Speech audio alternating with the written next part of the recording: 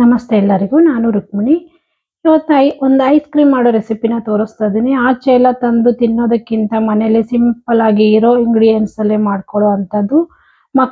ಮಕ್ಳಿಗಂತೂ ಇವಾಗ ರಜೆ ಇರೋದ್ರಿಂದ ಆ ತಿಂಡಿ ಈ ತಿಂಡಿ ಬೇಕು ಅಂತ ಕೇಳ್ತಾನೆ ಇರ್ತಾರೆ. ಹಾಗಾಗಿ ಇಲ್ಲಿ ಮೂರೇ ಪದಾರ್ಥಗಳನ್ನ ಯೂಸ್ ಮಾಡಿ ಸಿಂಪಲ್ ಆಗಿ ಒಂದು ಐಸ್ ಕ್ರೀಮ್ ಮಾಡೋದನ್ನ ತೋರಿಸ್ಕೊಡ್ತಾ ಇದ್ದೀನಿ. ತುಂಬಾನೇ ಚೆನ್ನಾಗಿರುತ್ತೆ. ಜಾಸ್ತಿ ಇಂಗ್ರೀಡಿಯೆಂಟ್ಸ್ ಏನ್ ಬೇಡ. ತುಂಬಾ ಚೆನ್ನಾಗಿ ಟೇಸ್ಟಿಯಾಗಿ ಕೂಡ ಮನೇಲೆ ಮಾಡ್ಕೋಬಹುದು. ನಾನಿಲ್ಲಿ ಒಂದು ಫ್ರೈಯಿಂಗ್ ಪಾನ್ ತಗೊಂಡಿದ್ದೀನಿ. ಅದಕ್ಕೆ 1 ಲೀಟರ್ ಆಗುವಷ್ಟು ಗಟ್ಟಿ ಹಾಲು ತಗೊಂಡಿದ್ದೀನಿ. ನಾವು ಯಾವ್ದು ಬೇಕಾದ್ರೂ ಹಾಲು ತಗೋಬಹುದು. ಬಟ್ ಇಲ್ಲಿ ಫ್ಯಾಮಿಲಿ ಪ್ಯಾಕ್ ತಗೊಂಡಿದ್ದೀನಿ. ತುಂಬಾ ಗಟ್ಟಿ ಬರುತ್ತೆ.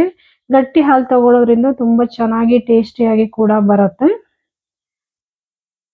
ಒಂದು ಫ್ರೈಯಿಂಗ್ ಪಾನ್ ಇಟ್ಕೊಂಡು ಇದನ್ನ ಹಾಲನ್ನ ಇದಕ್ಕೆ ಹಾಕೊಂಡು ಕಾಯಿಸ್ಕೊಳ್ತಾ ಇದ್ದೀನಿ. ಆಗಾಗ ಕೈ ಆಡಿಸ್ಕೊಳ್ತಾ ಇದನ್ನ ನೀಟಾಗಿ ತಿರುಗಿಸ್ಕೊತಾ ಕಾಯಿಸ್ಕೋಬೇಕಾಗತ್ತೆ. ಉಕ್ಕಿ ಚೆಲ್ಲಬಾರ್ದು. ಆ ರೀತಿ ನೋಡ್ಕೊಂಡು ಅಲ್ಲೇ ನಿಂತ್ಕೊಂಡು ನೀಟಾಗಿ ಕಾಯಿಸ್ಕೋಬೇಕಾಗತ್ತೆ ಮೀಡಿಯಂ ಫ್ಲೇಮಲ್ಲಿ.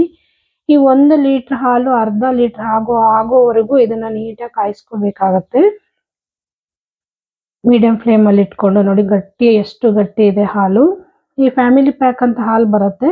ಆ ಹಾಲು ತಗೊಂಡ್ರೆ ತುಂಬಾ ಗಟ್ಟಿಯಾಗಿ ಕೂಡ ಬರುತ್ತೆ. ನಾನಿಲ್ಲಿ ನೋಡಿ ಒಂದು 20 ರಿಂದ 30 ಗೋಡಂಬಿ ತಗೊಂಡಿದ್ದೀನಿ. ಬಿಸಿನೀರಲ್ಲಿ ಒಂದು 20 ನಿಮಿಷದ ಕಾಲ ನೆನೆಸಿಟ್ಕೊಂಡಿದ್ದೆ. ನೋಡಿ ಇವಾಗ ಜಾರಲ್ಲಿ ಹಾಕೊಂಡು ಇದನ್ನ ಸಣ್ಣಕ್ಕೆ ಪೇಸ್ಟ್ ಮಾಡ್ಕೊಂಡ್ ಬರ್ತೀನಿ. ಅಲ್ಲಿವರೆಗೂ ಹಾಲನ್ನ ಒಂದ್ಸಲ ನೋಡ್ಕೊಳ್ಳೋಣ. ನೋಡಿ ಕುದಿ ಬರ್ತಾ ಇದೆ ಈಗ. ಕೆನೆ ಎಲ್ಲ ಮೇಲ್ ಬರುತ್ತೆ. ಅದನ್ನೆಲ್ಲ ಮಿಕ್ಸ್ ಮಾಡ್ಕೊಳ್ತಾ ಸೈಡ್ ಎಲ್ಲ ನೀಟಾಗಿ ತಕ್ಕೋತಾ ಕಾಯಿಸ್ಕೋಬೇಕಾಗತ್ತೆ ಹಾಲನ್ನ. ಹಾಲಿಗೆ ಕಾಯ್ಕೊಳ್ತಾ ಇರ್ಲಿ. ತಿರ್ಗಿಸ್ಕೊಂಡು ಕಾಯಿಸ್ಕೊಳ್ಳೋಣ ಇದನ್ನ. 1 ಲೀಟರ್ ಹಾಲು ಅರ್ಧ ಲೀಟರ್ ಹಾಕ್ಬೇಕು. ಅಲ್ಲಿವರೆಗೂ ಕಾಯಿಸ್ಕೋಬೇಕಾಗತ್ತೆ. ನೋಡಿ ಅದೇ ಟೈಮಲ್ಲಿ ನಾನಿಲ್ಲಿ ಗೋಡಂಬಿನ ಪೇಸ್ಟ್ ಮಾಡ್ಕೊಂಡ್ ಬಂದಿದ್ದೀನಿ. ನೋಡಿ ಎಷ್ಟು ಆಗುತ್ತೋ ಅಷ್ಟು ಸಣ್ಣಕ್ಕೆ ಪೇಸ್ಟ್ ಮಾಡ್ಕೋಬೇಕಾಗತ್ತೆ ಇದನ್ನ. ಆಗಿದೆ. ಇದು ಕೂಡ ತೆಗೆದು ಸೈಡಲ್ಲಿ ಎತ್ತಿಟ್ಕೊಳ್ಳೋಣ. ಈಗ ಹಾಲು ನೋಡಿ ಕೆನೆ ಎಲ್ಲ ಬಿಟ್ಕೊಳ್ತಾ ಬಂದಿದೆ. ಜೊತೆಗೆ ಸೈಡ್ ಎಲ್ಲ ಅಂಟ್ಕೊಂಡಿರುತ್ತೆ. ಅದನ್ನೆಲ್ಲ ನೀಟಾಗಿ ತಕ್ಕೊಂಡು ನೀಟಾಗಿ ಬೇಯಿಸ್ಕೋಬೇಕಾಗತ್ತೆ. ಮೀಡಿಯಂ ಫ್ಲೇಮಲ್ಲೇ ಇದನ್ನ ಕೈ ಆಡಿಸ್ಕೊಂಡು ಸೈಡ್ ಎಲ್ಲ ನೀಟಾಗಿ ತಕ್ಕೊಳ್ತಾ ನೀಟಾಗಿ ಬೇಯಿಸ್ಕೋಬೇಕಾಗತ್ತೆ. 1 ಲೀಟರ್ ಹಾಲು ಅರ್ಧ ಲೀಟರ್ ಆಗ್ಬೇಕು. ಅಲ್ಲಿವರೆಗೂ ಇದನ್ನ ಕಾಯಿಸ್ಕೋಬೇಕಾಗತ್ತೆ ಚೆನ್ನಾಗಿ. ತಿರ್ಗಿಸ್ಕೊತಾ ನೋಡಿ ಇವಾಗ ಸ್ವಲ್ಪ ಸಕ್ಕರೆ ಹಾಕೊಳ್ತಾ ಇದೀನಿ. ನಮಗೆ ಎಷ್ಟು ಸ್ವೀಟ್ ಬೇಕೋ ಅಷ್ಟು ಸ್ವೀಟ್ ನೋಡ್ಕೊಂಡು ಸಕ್ಕರೆನ ಯೂಸ್ ಮಾಡ್ಕೋಬೇಕಾಗತ್ತೆ.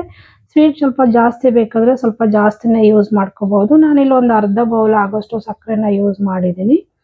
ಅದು ಕೂಡ ಹಾಕೊಂಡು ತಿರ್ಗಿಸ್ಕೊಂಡಿದ್ದೀನಿ. ಜೊತೆಗೆ ಈಗ ಗೋಡಂಬಿ ರುಬ್ಕೊಂಡಿದ್ನಲ್ಲ ಅದು ಕೂಡ ಹಾಕೊಳ್ತಾ ಇದೀನಿ. ಗೋಡಂಬಿ ಹಾಕಿದ್ಮೇಲೆ ಹಾಲು ಇನ್ನೂ ಸ್ವಲ್ಪ ಗಟ್ಟಿ ಆಗ್ತಾ ಬರುತ್ತೆ. ನೋಡಿ ನೀಟಾಗಿ ಇದನ್ನ ತಿರ್ಗಿಸ್ಕೊಳ್ತಾ ಕಾಯಿಸ್ಕೊಳ್ಳೋಣ. ಮೀಡಿಯಂ ಫ್ಲೇಮಲ್ಲೇ ಇಟ್ಕೊಂಡು ತಿರ್ಗಿಸ್ಕೋಬೇಕಾಗತ್ತೆ. ಗೋಡಂಬಿ ಪೇಸ್ಟ್ ಹಾಕಿದ್ಮೇಲೆ ಹಾಲು ತಂತಾನಾಗೆ ಗಟ್ಟಿ ಆಗ್ತಾ ಬರುತ್ತೆ.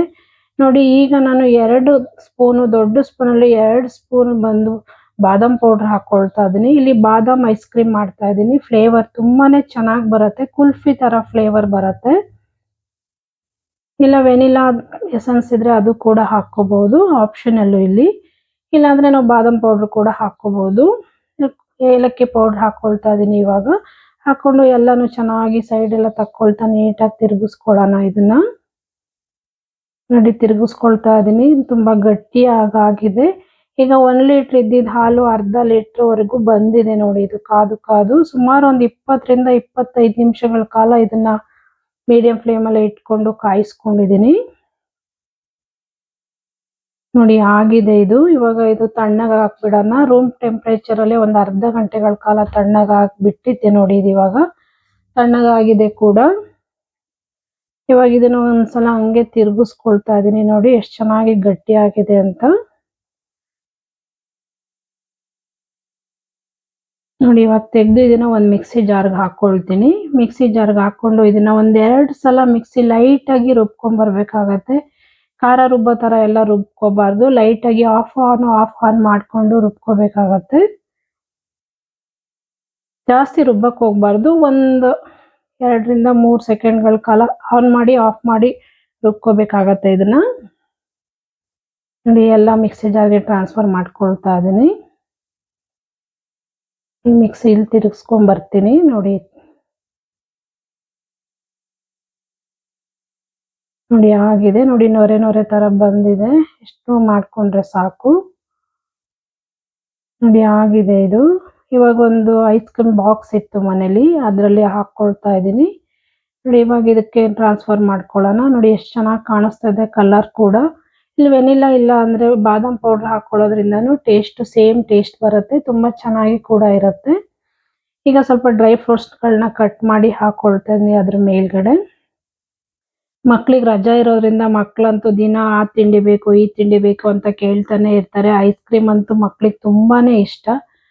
ಆಚೆ ತರೋದ್ಕಿಂತ ಮನೇಲೆ ಈ ರೀತಿ ಸಿಂಪಲ್ ಆಗಿ ತುಂಬಾ ವಿಧಾನದಲ್ಲಿ ಐಸ್ ಕ್ರೀಮ್ಗಳನ್ನ ಮಾಡ್ಕೋಬಹುದು. ಸಿಂಪಲ್ ಆಗಿ 2-3 ಇಂಗ್ರೀಡಿಯೆಂಟ್ಸ್ ಯೂಸ್ ಮಾಡಿ ಕೂಡ ಮಾಡ್ಕೋಬಹುದು. ತುಂಬಾನೇ ಚೆನ್ನಾಗಿರುತ್ತೆ. ನೋಡಿ ಬಾಕ್ಸ್ ಇಂದು ಲಿಡ್ ಮುಚ್ಚಿಬಿಟ್ಟು ಒಂದು 8 ಗಂಟೆಗಳ ಕಾಲ ಇದ್ರಲ್ಲಿ ಇಟ್ಕೊಳ್ತೀನಿ. ಇಟ್ಟಿದ್ದೆ ಕೂಡ, ಇಟ್ಟು ತೆಗೆದು ತೋರಿಸ್ತಾ ಇದ್ದೀನಿ ನೋಡಿ. ಇಲ್ಲಿ ಫ್ರೀಜರ್ ಅಲ್ಲಿ ಇಟ್ಟಿದ್ದೆ ನೋಡಿ, ಗಟ್ಟಿ ಆಗಿದೆ ಕೂಡ ಇದು. ಸ್ವಲ್ಪ ಮೆತ್ತಗಾಗಿದೆ. ತೆಗೆದು ಒಂದು 15 ನಿಮಿಷ ಆಚೆ ಹಾಗೆ ಇಟ್ಬಿಟ್ಟಿದ್ದೆ ನಾನು. ನೋಡಿ ಎಷ್ಟು ಚೆನ್ನಾಗಿ ಬಂದಿದೆ, ಮತ್ತೆ ತುಂಬಾ ಟೇಸ್ಟಿಯಾಗಿ ಕೂಡ ಬಂದಿತ್ತು. ನೀವು ಒಂದ್ಸಲ ಈ ವಿಧಾನದಲ್ಲಿ ಸಿಂಪಲ್ ಆಗಿ ಮಾಡ್ಕೊಳ್ಳುವಂಥದ್ದು ಈ ವಿಧಾನದಲ್ಲಿ ಒಂದ್ಸಲ ನೀವು ಕೂಡ ಟ್ರೈ ಮಾಡಿ. ಆಚೆ ಎಲ್ಲ ತರೋದ್ಕಿಂತ ಮನೇಲಿರೋ ಪದಾರ್ಥಗಳನ್ನ ಯೂಸ್ ಮಾಡಿ ಸಿಂಪಲ್ ಆಗಿ ಮಾಡ್ಕೊಳ್ಳುವಂಥದ್ದು. ಮಕ್ಕಳು ಕೂಡ ತುಂಬಾನೇ ಇಷ್ಟಪಟ್ಟು ತಿಂತಾರೆ. ಕುಲ್ಫಿ ತರ ಮಾಡಿ ಕೂಡ ಕೊಡ್ಬೋದು ಮಕ್ಕಳಿಗೆ. ಸ್ವಲ್ಪ 15 ನಿಮಿಷಗಳ ಕಾಲ ಮೊದಲು ತೆಗೆದು ಆಚೆ ಇಟ್ಬಿಟ್ಟಿದ್ದೆ, ಹಾಗಾಗಿ ಸ್ವಲ್ಪ ಮೆತ್ತಗಾಗಿದೆ ಇದು. ತುಂಬಾ ಚೆನ್ನಾಗಿ ಬರುತ್ತೆ. ಈ ವಿಧಾನದಲ್ಲಿ ಒಂದ್ಸಲ ಟ್ರೈ ಮಾಡಿ. ಈ ಬಾದಾಮ್ ಐಸ್ ಕ್ರೀಮ್ ನಿಮ್ಗೆ ಇಷ್ಟ ಆಗಿದೆ ಅಂತ ಅನ್ಕೊಳ್ತೀನಿ. ಇಷ್ಟ ಆಗಿದೆ ಅಂತ ಭಾವಿಸ್ಕೊಂಡು ನೆಕ್ಸ್ಟ್ ವಿಡಿಯೋ ಹಾಕೋವರೆಗೂ ನನ್ನ ವಿಡಿಯೋ ನೋಡಿದ್ಕೆ ಧನ್ಯವಾದಗಳು. ಹೀಗೆ ನೋಡ್ತಾ ಇರಿ, ಸಪೋರ್ಟ್ ಮಾಡ್ತಾ ಇರಿ ಅಂತ ಕೇಳ್ಕೊಳ್ತೀನಿ. ದಯವಿಟ್ಟು ಸಬ್ಸ್ಕ್ರೈಬ್ ಮಾಡೋದನ್ನ ಮಾತ್ರ ಮರಿಬೇಡಿ. ನಿಮ್ಮ ಅನಿಸಿಕೆ ಅಭಿಪ್ರಾಯಗಳನ್ನ ಕಾಮೆಂಟ್ ಮೂಲಕ ತಿಳಿಸಿ. Thank you for watching.